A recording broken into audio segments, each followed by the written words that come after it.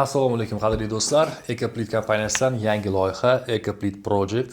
Ya'ni biz bu loyiha orqali Ecoplit kompaniyasi tomonidan taqdim etilayotgan mahsulotlar, ularning turlari va ularning sifatlari haqida to'xtalib o'tamiz va bundan tashqari har bir sonda mana shu studiyada mutaxassislarni chaqirgan holatda biz O'zbekiston qurilish bozorida, umuman O'zbekistondagi qurilishda duch keladigan turli xil muammolar, kamchiliklarni ochiq aytamiz va ularga yechimlarni ham taklif etamiz.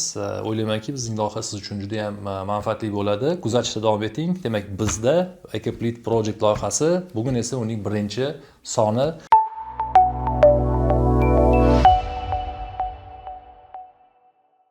Demak, qadrli do'stlar, biz birinchi loyihamizga mehmonlarni taklif etganmiz. Qo'l sohasining ustalari, bizning eng katta mehmonimiz bular Shotika Abdullayev, san'atshunos, tarixchi va dizayner. Assalomu alaykum. Xush kelibsiz. Xushvaqt bo'ling. Yana bir mehmonimiz Badriddin Shahobov, Ecoplit kompaniyasida eksterior bo'lim boshlig'i va o'ylaymanki, bugun aynan panellar bo'yicha va eksterior bo'yicha juda ko'p savollarga Badriddindan javob olamiz. Xush kelibsizlar. Birinchi savolim shundan iborat.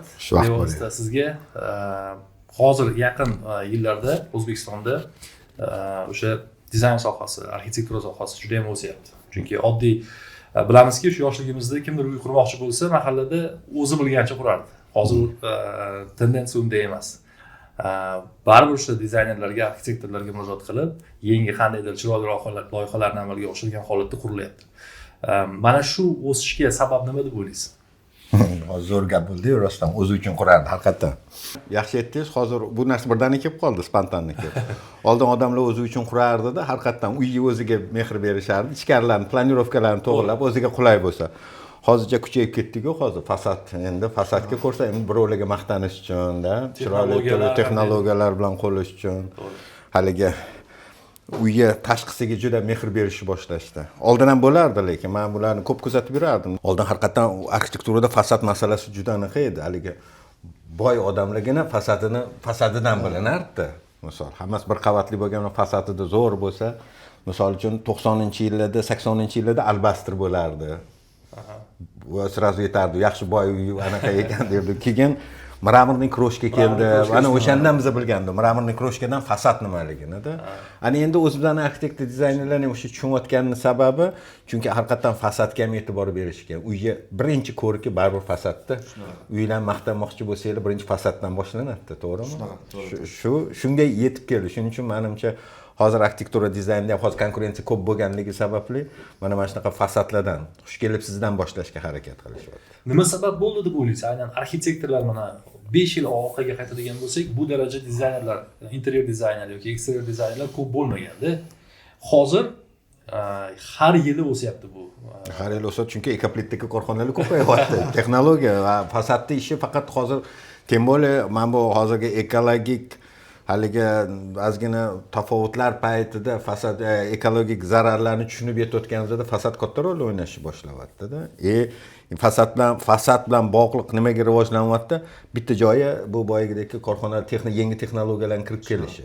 Hozir faqat uy emas, binolar qurayotgan, ma'muriy bino deymizmi yoki turar joy majmuasi, mana shunday katta obyektlar qurayotganlar ham arxitektor va dizaynerlarga murojaat qilishi bu smetada, ya'ni budjetda optimizatsiyani qilish imkonini beradimi yoki faqat shu ko'l-ko'roqni ular arxitektorlar ko'proq bilishadi degan ma'noda? Yo'q, mana shunday arxitektor fasadda chiroyi ham bor, funksionali ham bor.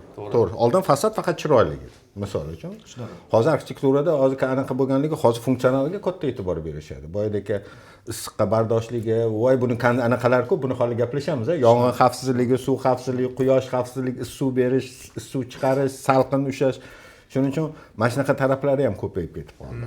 Uzoqqa ko'ra biladiganlar optimizatsiyaga qiladi. To'g'ri bu gapingiz. Chunki shu bino uzoqroq yashash uchun, uzoqroq yashash uchun, ekologik toza bo'lish uchun, energiyani kam sarflash uchun fasad shuni beryapti hozir. Birinchi energiyani kam sarflash uchun ekologiyani ichki muhitda qanaqa beradi bu? Qanaqa o'zidan havo chiqaradimi, chiqarmaydimi? Hozir bular qattiq o'rganilyapti-ku fasad. Hamma narsa fasaddan boshlanar ekan. Tem bo'lib hozir suvni sezyapsizlar, suv sovun, ayniqsa suvdan qanaqa beradi, iqlim o'zgarishi. Shuning uchun fasadda bu dalni uzoqqa ko'radiganlar birdaniga effekt bermaydi bu. Misol uchun fasadda davay keling, oldinga yugurib ketamiz, fasadga zo'r narsa qildingizda qimmatga tushdi smetasiz. No, sizga o'sha fasadda agar ekologik toza boyadagi issiq sovuqlarni hisobga olsa, muhandislik tomonlarini hisobga olsa, funksional hisoblarni hisobga olsa, bu misol uchun bir kunda hech bo'lmasa 3 soat emas, 1 soat konditsioner yoqasiz, 2,5 kilovatli. Mana shularni yetish kerak. Mana shularni tushuntirish kerak. Energiya, konditsioner, birinchi galda konditsioner kam ishlatasiz. Misolda, to'g'rimi yo'qmi? Keyin eng ko'p oilamiz uyda o'tiradi. Bolajonlar uyda o'tirganda boyagi suv keyin suv bergandan keyin ichkariga u qanaqa havo haydaydi. Issiqdan. Bizda eng globniy haligi ekstrem deymiz, bu quyosh u bizda. Mana shularni hisobga olish kerak. Keyin albatta yong'in xavfsizligi. Buni yana gapirib o'tamiz.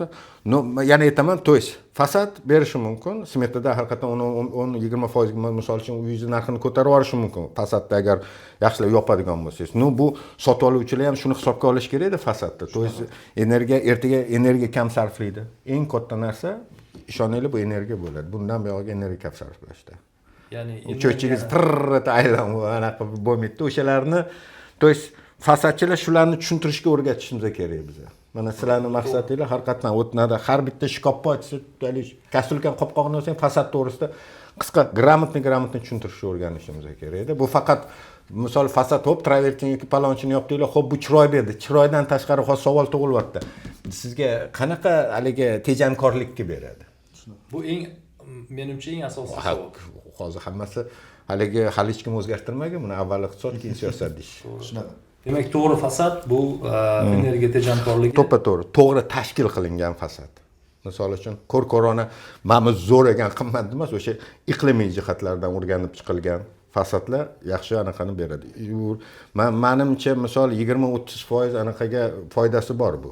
O'sha tomondan yana bir vaziyat bor. Fasad o'zini o'zi yuvadigan fasad bo'lishi kerak. Ular 21-asrda, unaqa ham bormi? Bizani mineral kompozit panellarimiz o'zini o'zi yomg'irdan keyin yuvadi, ya'ni hamma yig'ilgan chang, kirlarni o'zida ushlab qolmaydi. Shu tomondan ham ekologik bo'lgandan tashqari, yonmasligidan tashqari o'zini o'zi tozalovchi hisoblanadi. Va u fasad ventilirованный fasad bo'lgani sababli ham shu yerda ketayotgan ekonomiya darajasini ham ko'tarib beradi ancha. Xo'p, ekonomiya tomonidan ekoplит panellari, fasad ishlangan panellar talablarga javob beradi, ya'ni energiyani. Albatta. Ekologik tomondan-chi, o'zi MKP nima?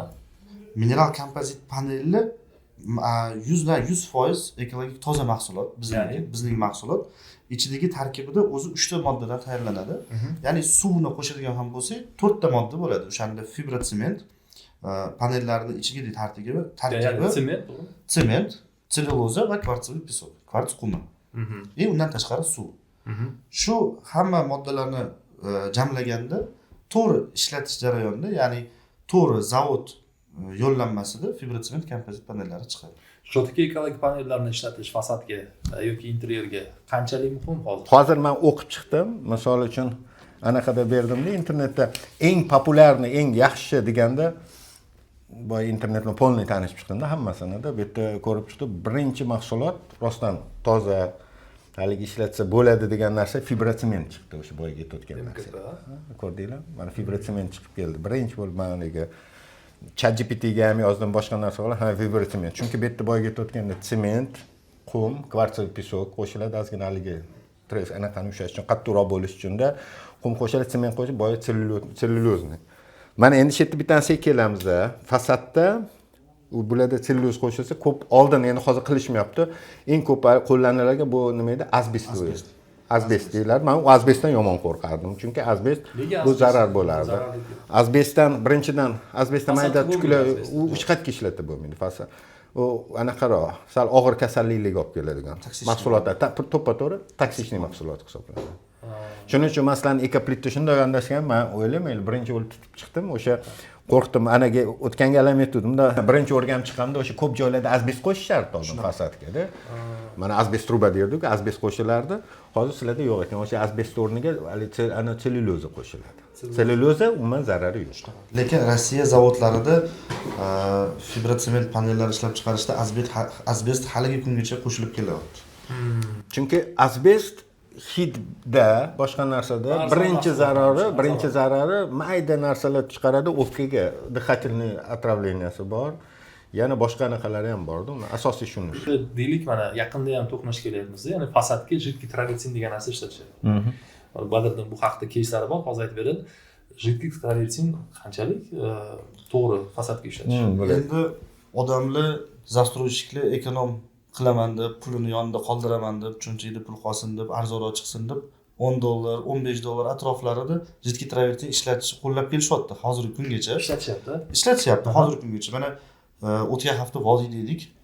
Vodiyda yurimiz, sitilar qurilyapti, ko'p застройщикlar hammasi jiddiy travertin ishlatishyapti va proyekt bitib tugamagunicha yana oqlashga davom ettirishyapti. Ya'ni ta'mirga muhtoj bo'lib qolyapti. Yomg'ir, qish, ya'ni misol uchun bilsangiz Buxoroda, Xorazmda pagodniy issiqda juda og'ir. Ya'ni o'sha pagodniy условияларga standartlariga javob bermayapti. Ya'ni bizning rынок uchun jiddiy travertinlar fasadlarda juda xunuk turibdi. Shu narsani застройщикlar inobatga olmayapti. Faqat pulini o'ylayapti, no keyingi rasxodlari uni baribir себестоимостini oshirib ketyapti. Ya'ni rasxodligi 2 barobar 3 daraja oshib ketyapti. Hop, nima uni qurilish qilayotgan odam, hozir bizni agar ko'rishayotgan bo'lsa, qurilish qilayotgan odam fasadni qanday bir to'g'ri решение qilish uchun nima qilish kerak? Life-hack aytib keting. Qanaqa? Endi avvalambor fasadni qilayotgan odam tushunishi kerakki, что nima darajada va bu bino u uchun qanchalik важный rol o'ynaydi uning hayotida. Ya'ni bu просто так proyekt pul topish uchunmi yo odamlarga foyda tegishi uchunmi, O'zbekiston Respublikasi uchun foydali bir bino bo'lishi uchunmi qilinayotganini yetib tushunish kerak. Bir xilda chunki umuman stroykaga aloqasi yo'q odamlar pul tikib stroykalar qilib hali kadastri chiqmagan bir narsalar qilib yurishibdi, xunuk binolar turibdi, ko'ryapmiz. Fasad qiluvchi qilmoqchi bo'lgan barcha quruvchilarimizga murojaat, fasad qilayotganinglarda bu sizlarni yuzinglar shu narsani unutmanglar va fasad qilayotganda u joyda yashaydigan insonlarning foydasini o'ylanglar va keyingi sizlarni qurilishinglarga qanchalik bu kafolat bo'lishini ham esdan chiqarmanglar. Bu ekologik toza, yonmaslik darajalari juda baland bo'lishi kerak. Chunki bu uyda insonlar yashaydi. Ertaga xudo ko'rsatmasin nimadir bo'ladigan bo'lsa, javobgarlik 100% sizlarning bo'yningizda qolib ketadi. Shu sababdan quruvchilarga maslahatim, mahsulot fasad uchun tanlayotganda adashish kerak emas. Yaxshilab izuchat qilib, fasad o'zi nimaligini tushunish kerak. Vitreboy nagruska bor, pожарный безопасность standartlariga javob berish kerak. Qanchalik bu fasad ertaga bu kimi boshiga tushib ketmaydimi? Qanchalik turib beradi? Shu narsalarni inobatga olish kerak. Fasad qilayotgan odamni ko'plikka kelsa решение topadi. Решение albatta topadi. Albatta topadi. Dizaynidan tortib ustanovka jarayonlarigacha, ustalarigacha barcha savollariga yechim Ekoplit korxonasida bor. Shuhrat aka, mana hozirgi fasadda yangi panellar chiqyapti, qandaydir toshlar, bu umuman sizni arxitektor sifatida, tarixchi sifatida ayting, Toshkentni, shaharning qiyofasiga salbiy ta'sir ko'rsatmaydi yangi texnologiyalar. Chunki biz Azim Toshkentni bilamiz, qandaydir naqshkorlik, chiroyli binolar o'zgacha bo'lgan-da. Mana Shota Rustaveli ko'chasida ham juda ko'p binolar bor. UNESCOga kiritilgan, ya'ni o'sha nima deydi, nazoratdagi binolar bor-da, juda chiroyli fasad qilingan. Hozirgi yangi texnologiya bu Toshkentning yangi qiyofasiga qandaydir salbiy ta'sir ko'rsatmaydi? Yo'q. Ta'sir ko'rsatmaydi qachonki yaxshi sifatli mahsulot ishlatilsa. Mana shu necha yildan beri o'sha arxitektura tarixini anchadan beri o'rganaman. Haqiqatan nima qolar ekan? Faqat sifatli narsa qolar ekanda. Sifatli mahsulot bo'lishi mumkin. Boyaga aytayotgandek, mana sizlar mana o'sha mineral kompozitli panellar sifatli bo'ldimi? Yaxshi bo'lsa qatnashar ekan. Boya to'g'ri aytdingiz, chunki yodgorliklar men ko'p o'ylab qoldim. Mana shu ko'p binolar, buzilib ketgan binolar bor-ku, bizda saqlanmay qolgan binolarimiz ko'p ichkarisi zo'r bo'lgan, fasadi to'kilib ketganda, shuning uchun yoqmagan, shuni ham buzib yuborishganda. Shunaqa haligi ham bo'lib qoldi-da. Haqiqatan shunaqa ekanda. Misol yaxshi binolarning fasadi ham yaxshi-da, saqlanib qolgan binolar mana qaysi binolar qolingan bo'lsa, fasadi yaxshi turganda, shuning uchun chiroyli ko'ringani uchun olib qo'ygan. Значит, fasadda gap ko'p ekan. Arxitektorlar ham bilib olsin-da. Haqiqatan fasadga mehr berish kerak deb o'ylayman. Sababi u ham o'zi interyerda, o'zi arxitektura mana interyerni, вообще dizaynda bilasizlar, fasadchilar alohida yurishadi ular. Fasad bilan shug'ullanadigan alohida mutaxassislar bor. Ularga berish kerak. Ular o'rganib chiqadi. Misol, aka uyingizga quyosh bu yoqdan tushayotgan ekan. Shuning uchun bunaqa panel, mineralli kompozitni bunaqa panelni qisuvda orqasiga misol uchun bazaltni vata qisov bo'ladi. Betiga tushmayotgan bo'lsa, bu yog'ini usileniya qilish mumkin. Yana har xil bir yo'llari ko'pda. Bu haligi arxitektordan ham uje ozgina bilim ko'nikmaga ega bo'lish kerak. Chunki yana aytaman-ku, dizaynda bizada fasad alohida bolalar ishlashadi. Fasadda. Endi ular fasad faqat bezak emas, o'sha texnologiyalar bilan berish kerak. Misolda albatta yaxshi. Faqat misol bizada ishlatilgan marmar, travertinlar emas-da ishlatilayotgan. Ishlatishadi-ku fasadlarga qattiq qilib turib. Hozir mana bu taraflarni o'ylaydi. Shart emas Rim imperatorlariga o'xshab travertinlarni yopish, travertin, rostakam travertinni aytaman. Siz aytayotgan boy travertin bu xaltura. Chunki yopayotganingizda ishoning, mana men terma 2000 nechi edi shunda 2010dan yurdimmi? Mana qurilgan binolar o'sha paytda qurilgan, o'sha qurilgan binolarda bir xil binolarga ko'rsangiz o'sha fasadlari yaxshi sifatli qilmagan, uyi zo'r, kirsangiz havosiz keladi. Planirovkalar vashi komfortda, kirsangiz katta yo'llar, xonalar katta. Fasadida dешевый material ishlatib qo'yishganda o'sha haligi birinchidan O'zbekiston quruq iqlim, issiq, fasadga chang o'tiradi. Chang o'tiradi. Chang o'tirgandan keyin ertaga yomg'ir yog'adimi, shovla ulangan yoki fasad anaqa shimadi, to'kiladi, ishib qoladi, ko'chib tushadi, palaxsa bo'lib yoki anaqalar yaxshi montaj qilinmagan o'roqdan suv oqib turib, ana kirlari bilan chiqib, kir bo'lib ketib qoladi. Uyga menimcha sotib oladigan odam o'zingizdan ham qiyoslang, o'zingizdan ham qiyoslang. Misol uy sotib olmoqchi bo'lsangiz, dom olmoqchimisiz, bundoq qaraganda haliga tashqari tortadi-siz, ha, yaxshi bino ekan deysiz. Po sути o'ylab ko'ring, assotsiatsiyalar, to'g'rimi? Bizda boya aytdik-ku, fasad masalasi bo'yicha to'g'risi, mana anchadan beri ichida yuramiz, fasad masalasi bizga ko'proq chiroyli, trendoviy bo'lsa bo'ldi deyilardi. Birinchidan assortiment yo'q edi. Assortiment yo'q edi. Unaqa joy katta fasad assortimenti yo'q edi yaqingacha. Mana endi kelyapti, hozir ishlab chiqarilyapti-da. Shuning uchun bizani misol boyga buyurtmachilarimiz deymiz, qilayotganlarda shu narsaga haligi pastroq edi. Madaniyat yo'qda. Ha, chiroyli bo'lsa bo'ldi, lekin hech kim savol qo'yilmagan. Xo'p, mana shu chiroy orqasida nima turadi, qanaqa turadi?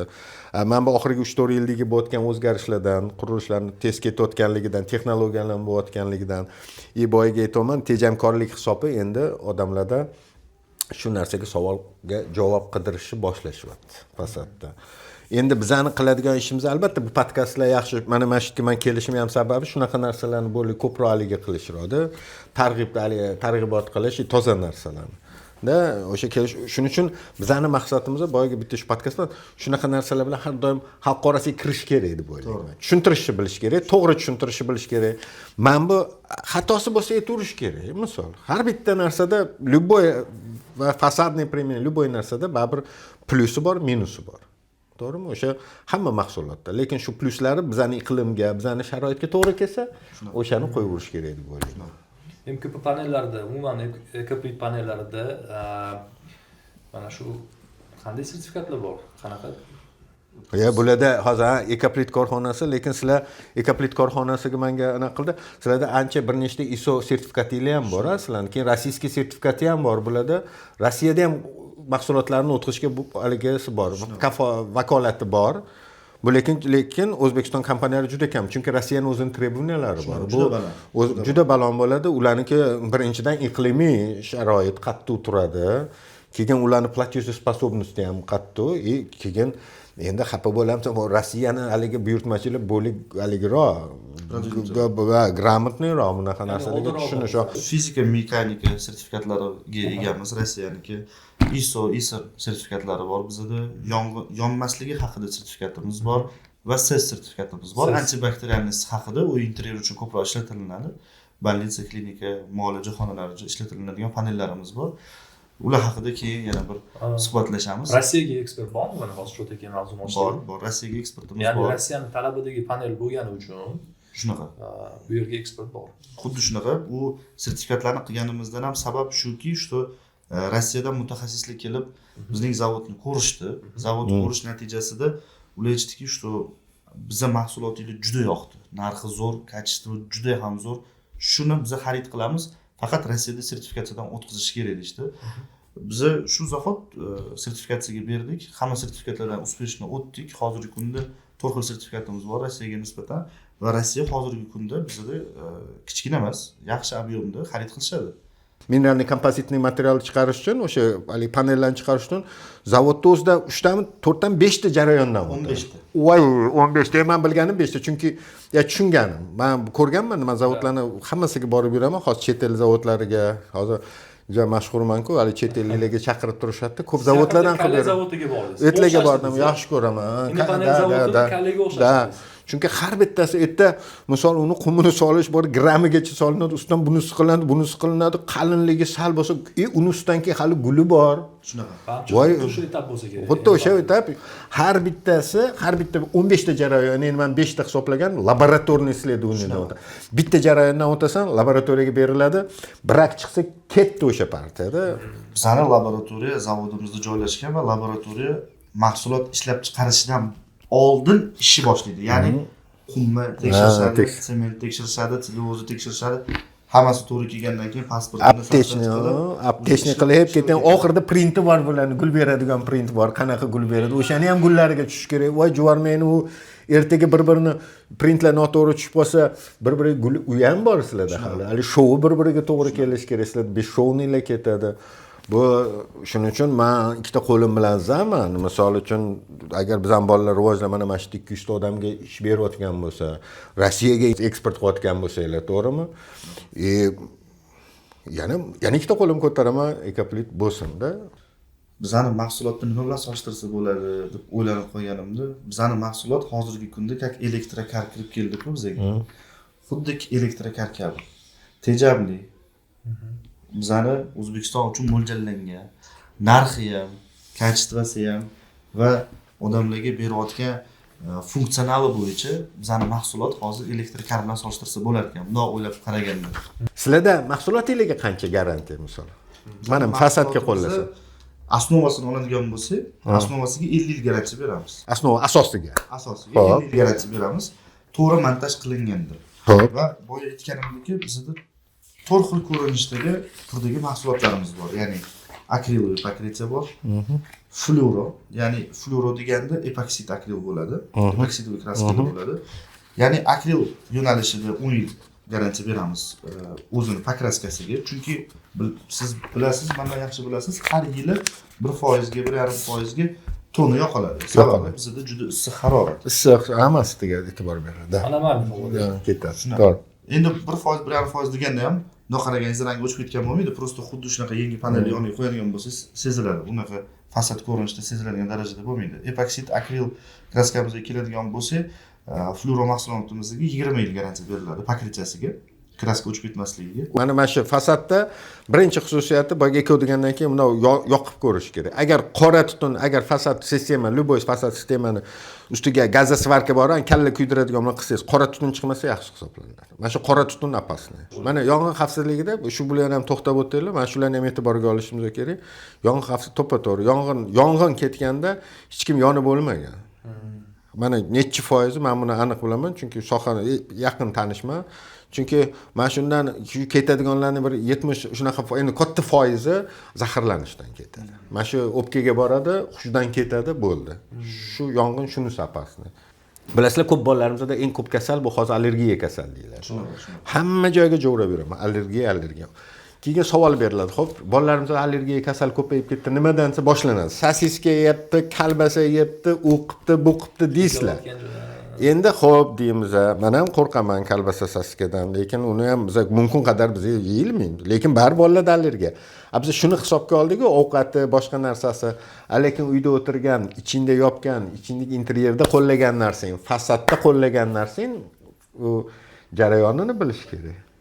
U qattiq beradi-ku. Eng ko'pi boyga quyosh issig'ida proses boshlanadi. Devor isishi boshlaydi, devordagi aboylardan, ayniqsa aboy ham zarar ko'p. Interyerda ham ko'p narsa zararda hid chiqaradi, kley, hid hammasi issiqdan-ku hamma narsa. Sovuqda ko'p narsalar muzlaydi, bilib qo'ying. Sovuqda ishlasa reaksiyaga kirish juda qiyin. Lekin suvda opasniy.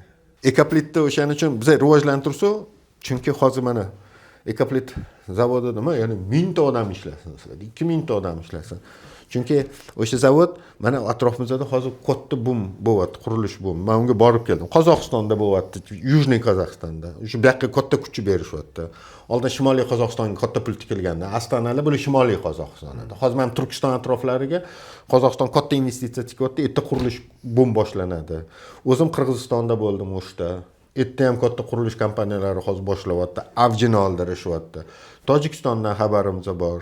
Etam shunaqa. To есть bizani bu bozorimizda faqat ichki bozor. Mana biz ichki bozor zo'r qilsa, maqtab sizlarni zo'r endi rostga arziydi maqtashga. Misol uchun zo'r qilsa, boydagi sizlar Qirg'iziston, Qozog'iston, Tojikistonga chiqib, erta ham mahsulotlar qilib, ana yengak, ana bor. Qaysi mahalla Dudi gapda, haligi kelin arxitektor bo'ladi, biz ham maqtanib ana bizdan ekoplit bo'ladi deb yurishimiz kerak. Chunki ular o'zi ham o'sha qardoshlarimiz juda zainteresovani bizning mahsulotlarda. Lekin biz o'zimizning mahsulotlarni qadriga yetib, yaxshi mahsulot demasa, bu g'alatiroq bo'ladi-yo. To'g'ri. Yangi Toshkent haqida. Bordingizmi, ko'rdingizmi, qanaqa? Yangi Toshkent men tug'ilishdan katta qilyapmiz-ku. To'ysiga nima bo'ladi? Men hali planda tushganidan ko'raman. Yo, xabarim bor, lekin yaqin atrofda borganim yo'q. Nima bo'layotganidan albatta xabarim bor. Erta yaxshi qurilishlar bo'ladi. Shuning uchun bizani bu podkastning maqsadi ham shu Yangi Toshkentdan ham klient orttirib olishda, yaxshi ekoplit korxonasi bilan ishlaylar deymiz-da endi. To'g'risi, men yana aytaman, men hech qanaqa zainteresovanim yo'q. No, sizlar ishlashinglar kerak, lekin nazoratni men o'zim hali kresti qilib ana qilib beraman, tekshirib beraman. Xato bo'lsa aytaman qo'rqmasdan. Aytsa sразу o'sha kuni Instagramga shippa deb chiqib aytaman, mobodo bo'lsa. Пока всё хорошо. Kelinglar hozir umumiylashtiramiz. Suhbatimizni Ko'pga qo'yapti. Umumiylashtiramiz. Siz mutaxassis sifatida fasadini qilmoqchi bo'lgan odamga sanab aytib bering, nimalarga e'tibor qaratish kerak demak. O'shanaqa boshlasangiz ham bo'ladi. Fasad qilayotgan odam, ya'ni qurilish kompaniyasi bo'ladimi, LPR bo'ladimi, biznesmen bo'ladimi, ma'munga. Tak sizdan lifehack. Lifehack mana yozib qo'yganman, lifehack va albatta lifehack deydilar, boboyimiz edi, bari 50 yetda kirgan. Achkilimda bu ham rahmatli. Tak, birinchisi albatta mana fasad qilaman degan boya ham aytildi. Bu fasad qilaman degan odamlarga rostdan hozir fasad juda muhim rol o'ynaydi. Bu faqat arxitekturaning chiroyi emas. Bu arxitekturaning dalnishim yashash tarzilarini belgilab beradigan, sog'lom turmushni ko'rsatadigan joy bo'ladi. Shuning uchun fasad topayotganda birinchi galda ekologichnisdi, ekologiyasi. Da yaxshi ekologichnis deganda birinchidan ekologik yaxshi maligi zarari bo'lishi kerak emas. Da yaxshi mahsulotlar ekologik toza mahsulotlardan ishlangan bo'lishi kerak. Bir da keyin yong'inga xavfsiz bo'lishi kerak. Xudo asrasin. Mana shu fasad yonsa yomon anaqa bo'ladi. Biz ko'rganmiz, ko'zim oldida Ali Caponelar opasniy deb bir yong'in xavfsizligi bo'ladi. Keyin yong'in xavfsizligidan ham yana qanaqa bo'lib chiqdim? Keyin quyosh nuriga bardoshligi. Qancha chunki bizning fasadlar misol haligi 2-3 yilda kuydirib olishi mumkin любой narsani quyoshimiz. Shunga ham da albatta moyil bo'lishga, o'shanga haligi qattiq bardosh bera oladigan bo'lishga, quyosh nurlariga, ekologiyasiga, yong'in xavfsizligiga berish kerak albatta. Hamma ham bob bo'lish kerak deydi. Glavniy xotinlarning gapi eng odasi pul qancha degan joyi bor. Endi fasad qilmoqchi bo'lgan to'rt etdilar Shuhrat aka polностью. Ya'ni birinchisi o'shanda ekologik toza mahsulot, yonmaydigan mahsulot, ventilirованный fasad bo'lgani, ya'ni vitrivoy nagrузкаga chidamligi, mahsulotda ertaga o'zini поведенияsi, ya'ni расширение, сужение degan tushunchalar bor. Bizning ob-havoga to'g'ri kelmaydi unaqa narsalar. Расширение, сужение bo'lmasa, mahsulot ertaga trishni berib yuboradi. O'sha jarayonlarga ahamiyat berish kerak va undan tashqari to'g'ri Shuhrat aka aytganlaridek mahsulotda karkasi ham katta rol o'ynaydi. Karkasda tagida bazalt, membrana ishlatiladigan bo'lsa, ertaga uchipleniasi ham qishda ham, yozda ham juda yaxshi natijaga olib keladi. Shu narsalarni biza fasad qismida tavsiya bergan bo'lardim. To'g'ri, zo'r bo'ldi mana shu. Rahmat bugungi ishtirok uchun. Birinchi dastur Ekoplit Project loyihasi. Yana bir bor eslatib o'taman, Ekoplit Project loyihasini siz YouTube kanallari hamda Instagram orqali kuzatib borishingiz mumkin. Biz bu yerda mutaxassislar va o'sha ishlab chiqaruvchi kompaniyalarning mutaxassislari tomonidan har xil tavsiyalar yoki bo'lmasam kerakli maslahatlarni berib borishga harakat qilamiz. Bugungi dasturimiz bugungi birinchi ilk sonini mehmoni Shuhrat aka Abdullayev. Yana chaqirasizlarmi interyerga? Interyerda ham, chunki Ekoplit interyerga ham narsa chiqarasizlar-ku, mahsulotlar chiqarasizlar. Hali u to'g'risida gap bo'lmadi-yu. Bugun fasad haqida ko'p dastur bo'ldi. Men o'ylaymanki, manfaatli bo'ldi. Fasad bilan harakat ishlamoqchi bo'lgan odamlarga juda katta narsalarni berdik. Va sizga katta rahmat aytamiz. Shuningdek, albatta sizga ham bugungi ishtirok uchun omad tilab qolamiz kompaniyalarga. Yana shu yerda ko'rishamiz degan umiddamiz. Rahmat. Chaqirganingiz uchun rahmat. Yaxshilikda ko'rishaylik. Kelinglar, Ekoplitdan xarid qilinglar va fasadinglarni yanada chiroyli qilinglar. Rahmat sizlarga. Endi bu ko'rsatuvdan keyin sekin fasad deganda mundoq o'ylanib qoladigan bo'p sal o'ylantirsa, bu xursand bo'lamiz. Uje haliga tanlashda, bir yo'lini ko'rsatib yuborgan bo'lsa, hamisha tayyor dedi. Katta rahmat, ishlarga rivoj.